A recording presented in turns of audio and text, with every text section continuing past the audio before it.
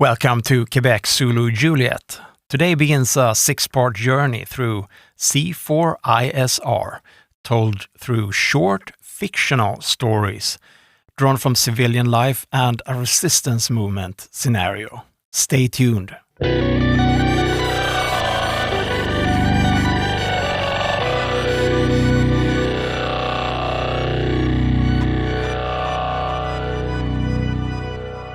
C4ISR stands for Command, Control, Communications, Computers, Intelligence, Surveillance, and Reconnaissance. It's a framework that integrates 3 disciplines. 1, the decision-making functions of command and control, with 2, the technical enablers, communications and computers, and 3, the information-gathering disciplines, which are intelligence, surveillance, and reconnaissance. Together, C4ISR provides the situational awareness, the information flow, and decision support needed to plan, direct, and execute military or security operations effectively.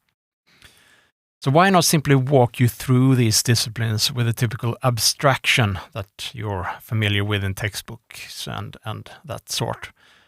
Well, simply because we humans learn best through stories. Psychologists have shown that when we are absorbed in a story, we remember it better and even change our beliefs more than if we just read a dry explanation. Neuroscientists at Princeton went further and found that when someone tells a story, the listener's brain activity actually synchronizes with the storyteller's, literally putting us, me and you then, on the same wavelength. Maybe you don't want that, but yeah, we will sure find out, I guess. Educators have found the same in practice. Case-based and real-world examples stick far better than textbook abstractions. We learn the map best by walking the terrain, so to speak. And decades of memory research tell us that emotionally charged, image-rich experiences consolidate much stronger than neutral ones. Stories light up more of the brain. So instead of lecturing you with acronyms, I'll tell you stories. Stories you can picture, feel, and connect to. Well, hopefully anyway. And based on your feedback from my synthetic voice mission command episode, the one about the procurement system here in Sweden, I'll narrate these myself. There's no synthetic voice this time, so you'll hear them told by a human voice about human decisions. However, a disclaimer here then, the stories themselves are AI generated by OpenAI's ChatGPT-5. But they are obviously shaped and edited by myself. So this has saved me an immense amount of time to produce, and overall I'm pretty impressed with the stories, although there are many things I would probably have written completely differently. But either way, I think the result is pretty good. I'm satisfied with it. This is episode 1 of 6 in this miniseries covering C4ISR. So first out is about C2, Command and Control. So I've chosen to combine this into one episode because you cannot really have command without control, and you cannot have control without having an intent, a goal. And the title of this first episode is The Summit.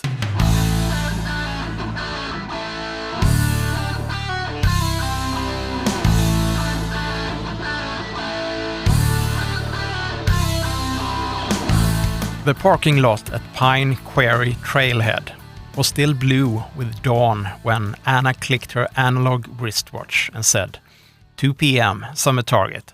Back at cars before dusk. Safety trumps summit. Finally, a weekend without emails, Tom said, stretching his arms. He was the tallest of the group, an office sprinter. He moved fast and got impatient even faster. Layla, she was wrapping athletic tape around a heel that always threatened blisters, gave an exaggerated bow. Your intent is my intent, Commander. Marcus answered with a roll call of details. Water check, 3 liters each, sunscreen, hats, layers, snack math, 1 bar per hour, salty and sweet. Map is here, compass there. Pace plan, 45 minutes on, 15 off. Turn back time is 1:30, not negotiable. He tapped the paper topo map and laid a pencil across a hair-thin contour line, as if drawing a boundary the day could not cross. It wasn't a formal assignment of roles, but the pattern appeared as naturally as a ridge in front of them. Anna had the what and why, aim for the summit while keeping people whole. Marcus had the how and when, the dials and levers, the checklists and pacing. Tom supplied momentum, Layla cohesion, jokes, questions, reality checks. They set out under a sky that looked like a clean sheet. The lower trail was a soft tunnel of pine needles and bird chatter, switchbacks whispering upward through shade. Marcus walked second with a map folded to the day's quadrant and a pencil tucked behind his ear. He counted steps silently now and then to estimate distance between waypoints, which was more of a habit than necessity really. Tom kept catching Anna's heels. We could shave 10 minutes if we push this section, he said. Trail's friendly here. Anna didn't turn around. We'll use a friendly section to build margin, not depth. Layla sidled up to Tom. Translation: go slower now, so we don't suffer later. Fine, but I called a speed burst on the ridge, Tom grinned.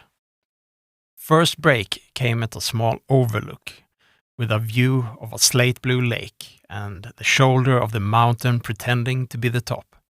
They ate a shared orange. Marcus routed the peel into a zip bag and then set down the day in plain words. Here's the plan everyone nodded to at the car, he said. Summit goal, 2 p.m. Turn back at 1:30 even if we're just below the marker cairn.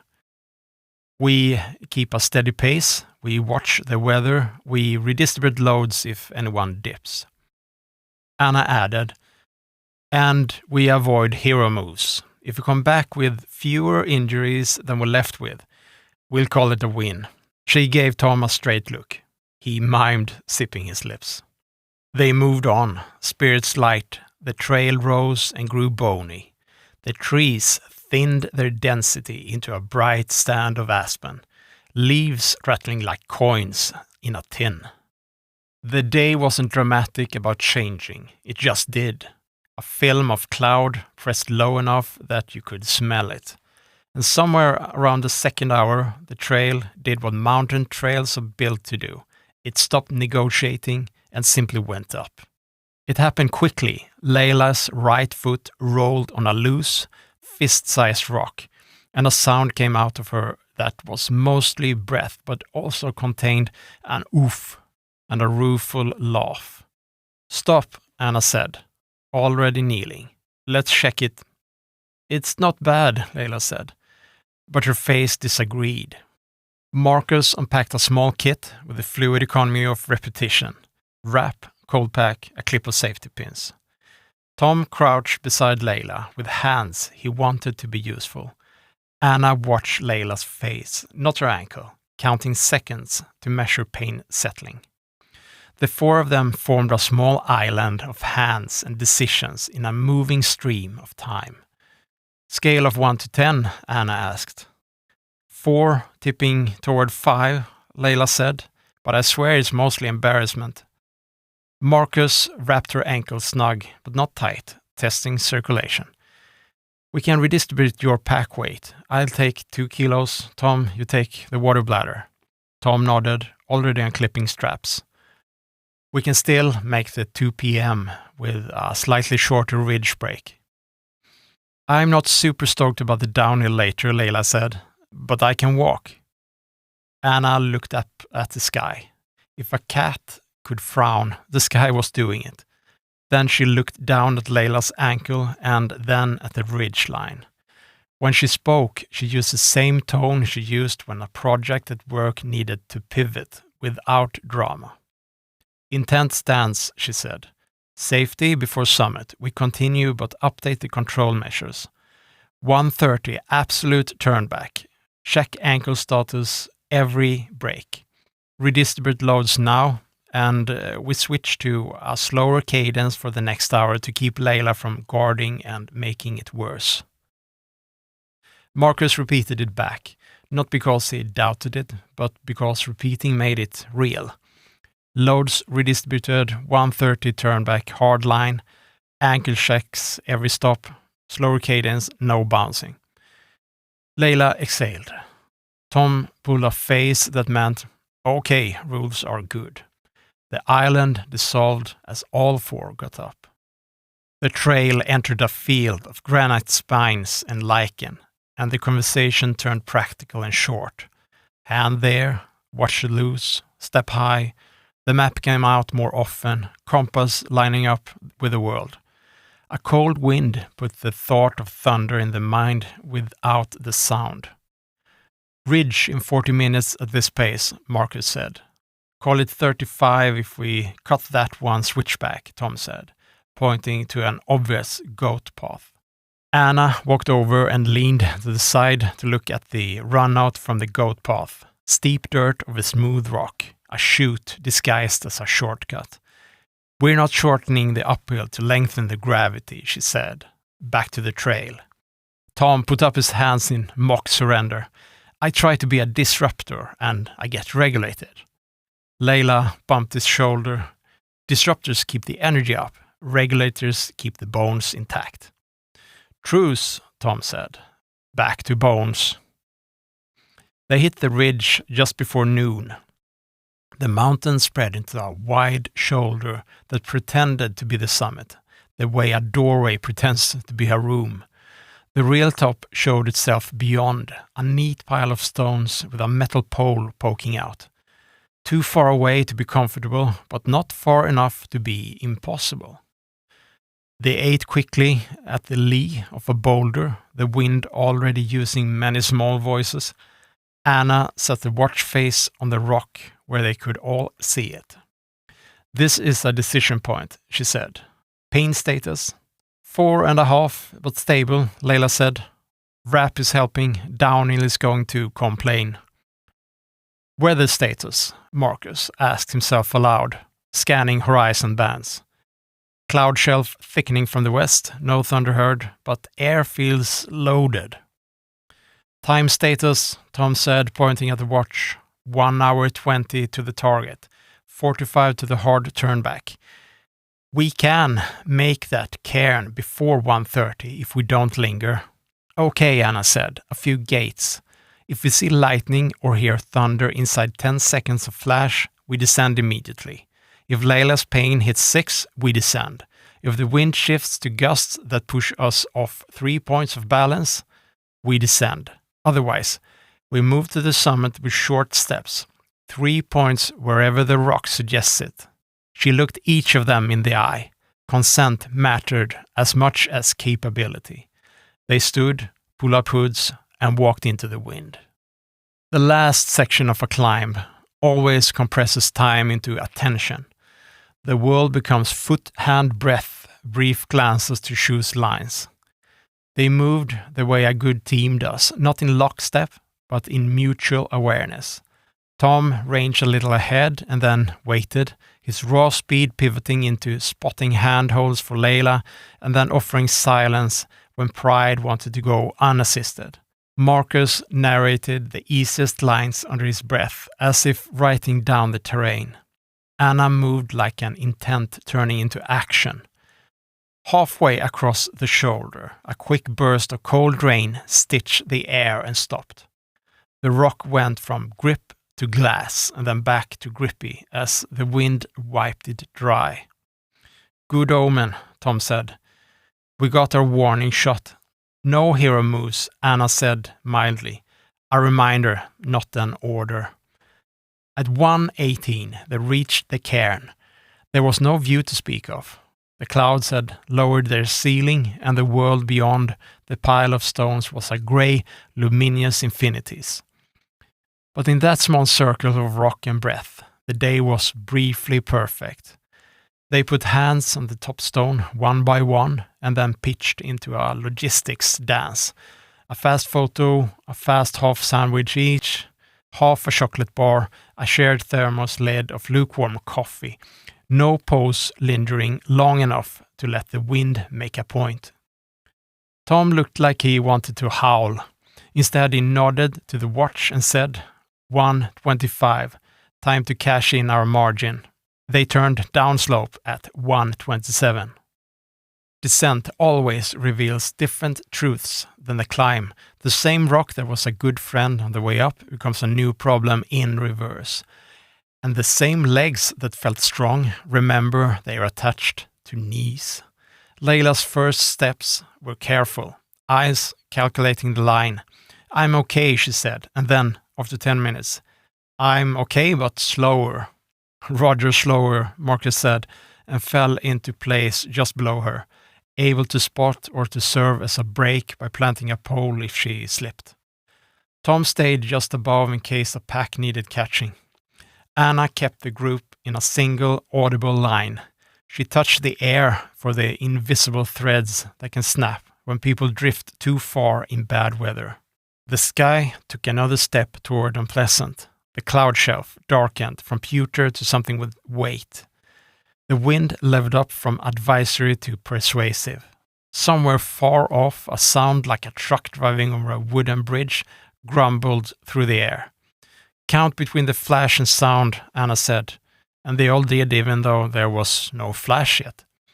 At the lip of a steeper section, the trail dissolved into a tangle of braided goat paths, each promising an easier line and each hiding its own mischief. Tom pointed to one that skirted the edge and looked smooth. Marcus's finger landed on the map where a dashed line warned of erosion and an old rockfall. We stay with the official tread, Anna said, hearing the tiny friction in Tom's breath.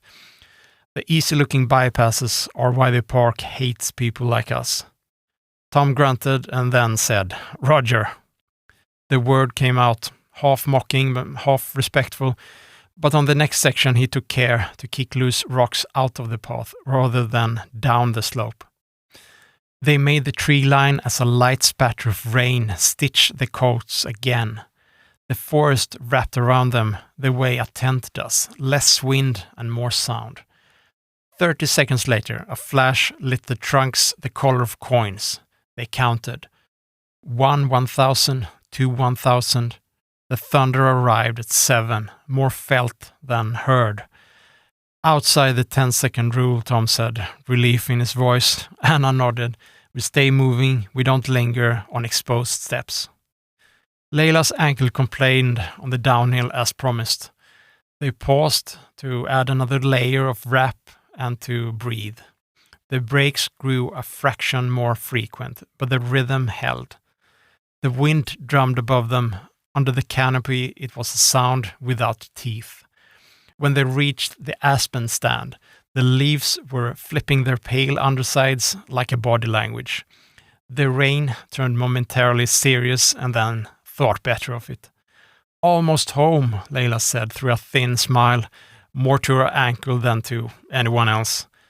Tom had been quiet for 20 minutes. He finally said, okay, I get it, the no shortcuts thing, the margin, the watch on the rock. It makes the fun possible. Marcus said, control's only fun when command is sane. Anna laughed despite herself. Put that on a mug. They spilled out of the trees into the parking lot with the first honest rain. The sky committed, jackets brightened with water, and the cars looked like safe little ships. Someone whooped, not a victorious noise so much as a relieved one. Layla sat with the door open, ankle on the threshold, and sighed like a weight had been negotiated instead of dropped. Tom handed out the last cookies. We did it the boring way, he said, and then quickly, I mean the smart way. Boring and alive beats interesting and injured, Anna said. She checked her watch one last time and then tucked it back under a cuff, like putting a day to bed. Marcus stood with the topo map in both hands, flattening creases. He traced their path with a fingertip. "We made 3 good calls," he said. "Turn back, time held, no goat path, downhill formation that protected the tender ankle. Plus the orange at the overlook," Layla said. "That was a tactical orange." They laughed, too tired to do more. The mountain disappeared behind a curtain of rain, as if the day itself drew down. On the drive out, the road curved along the lake they'd seen earlier, now gone the color of steel. The wipers made their light metronome. The group was quiet, each of them replaying, in their own way, a day that looked simple from the outside and was nothing of the sort from the inside. The calm that follows collective effort settled in the car. The ease that comes with intent and control cooperate instead of argue. When their phones buzzed back to life near town, Tom broke the quiet. "Next time," he said, "we add a ridiculous breakfast to the plan. Pancakes so big the plate's too small." Marcus said, "I'll put it in the checklist." Layla said, "I'll train my ankle to crave pancakes." Anna said nothing for a few seconds and then, "Same intent next time. Summit's optional, safety is not." No one argued. That's the end of this story in this episode. And after each story, I will do an after-action review, which is like a retrospective consisting of 4 questions that, the group in this case should ask themselves. But here it's a part of the story, essentially. So the first question is, what was supposed to happen? And that's essentially the plan and everything. That was what the plan was then. And you go through this with the whole team. And if the team members don't agree, that's a learning experience. Why did the team members don't agree to the plan? But if everyone does agree, and then here you have to use this blameless retrospective type of thing. You have to build a good cohesion in the group, that you trust each other and you can say these things openly. If you don't agree to the plan, then this is the time to say it. If someone explains the plan and your understanding of it was not what was explained to you during this first step, then you lift that when it's your turn. So everyone has their time to speak in an after-action review. That should be facilitated by a facilitator.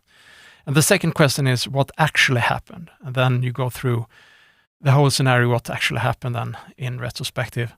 And then you could possibly ask the 5 whys, which is the third question. Why did it happen? And if you ask the 5 whys, you theoretically end up closer to a root cause of why that happened. Even if the plan was executed perfectly, then you may reach some learnings of why it was reached, why you fulfilled the plan perfectly. Or usually you don't reach the full potential of the plan, and you have some learnings, and then you possibly reach closer to a root cause. And the fourth question is, what did we learn? And here you collect all the learnings and make sure the group agrees that this is, each individual member of the group agrees that this is a good take-home message then.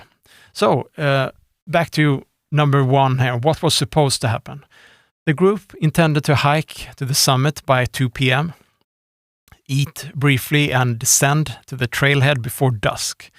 The overarching intent set by Anna was safety first, summit second. Control measures included a planned pace, 45 minutes on, 15 off, work rest, and gear checks, a hard turn back time on off 1:30 p.m., and weather awareness. And 2, what actually happened then? Weather worsened steadily, obviously, it's the mountains, so Murphy's Law, obviously. Layla rolled her ankle mid-ascent, and the team redistributed weight, slowed the cadence, instituted periodic injury checks, and reaffirmed the hard turnback time. They reached the summit at 1:18 p.m., executed a shortened break, and began descent at 1:27 p.m. The return was slower due to the ankle and wet rock, but a protective formation, Marcus below Layla and Tom above, and Anna maintaining spacing and tempo, kept risk controlled. They reached the trailhead as heavy rain began. So, number 3 then, why did it happen? Why did what happened happen, so to say? And a clear command intent gave the team a stable purpose and boundary, safety over summit. This enabled fast, low-drama choices when conditions changed. Effective control translated intent into action. So pace planning, load redistribution, decision gates, lightning thunder count, pain threshold, and gust strength that were all facilitated here then, and a non-negotiable turn-back time. Role emergence, and Anna, she stood for the intent decisions, and Marcus for details and pacing, and Tom for the momentum tempered by rules, and Layla for cohesion and honest status reports. This made the information flow frank and timely. Discipline about shortcuts avoided risk inflation, for example, that they rejected the goat path. Shared mental model of the route and weather reduced friction. Repetition of decisions out loud, it ensured alignment. So, number 4, what did we learn from this story then? This deserves to be repeated. Command without control is wishful thinking. Control without command is busy work. These two must be paired.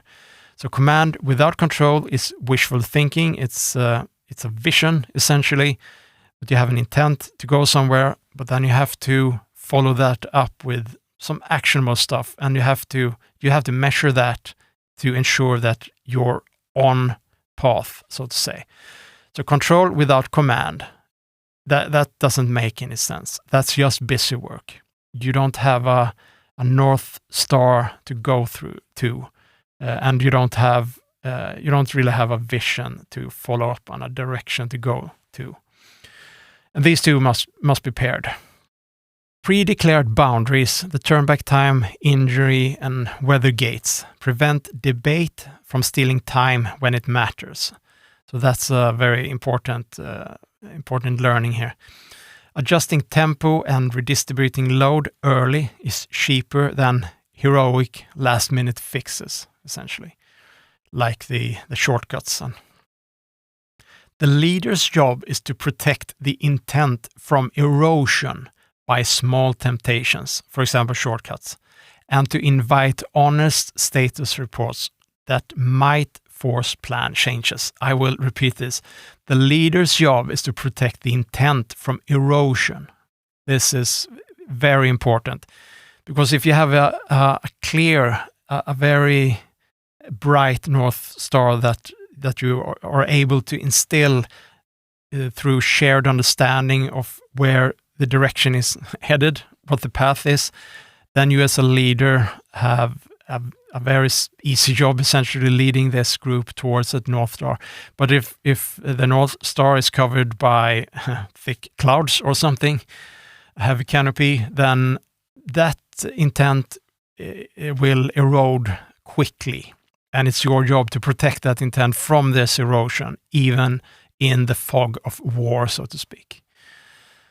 And to invite honest status reports that might force plan changes.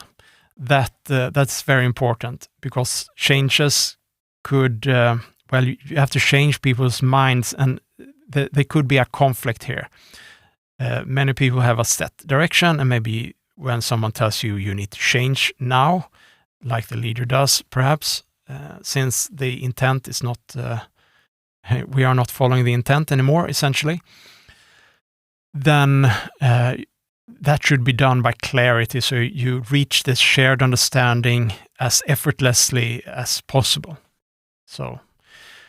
And boring decisions stack up to enable memorable outcomes. So, yeah, boring decisions stack up. That's also a good take-home message.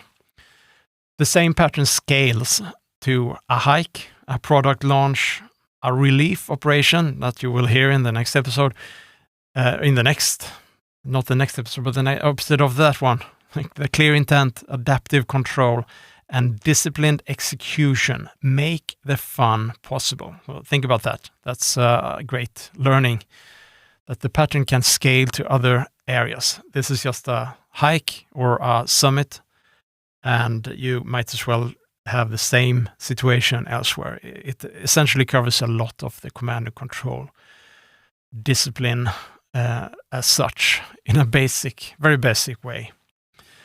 The takeaway from this episode is intent, boundaries, and timely decisions hold teams together, even without gadgets. If this episode sparked an idea for your own team, please share it with a friend. Coming up next, we'll pick up radios and show how clean voice procedure becomes the lifeline. You've been listening to Quebec Zulu Juliet. Stay safe, stay prepared, and stay curious. This is Mike, out.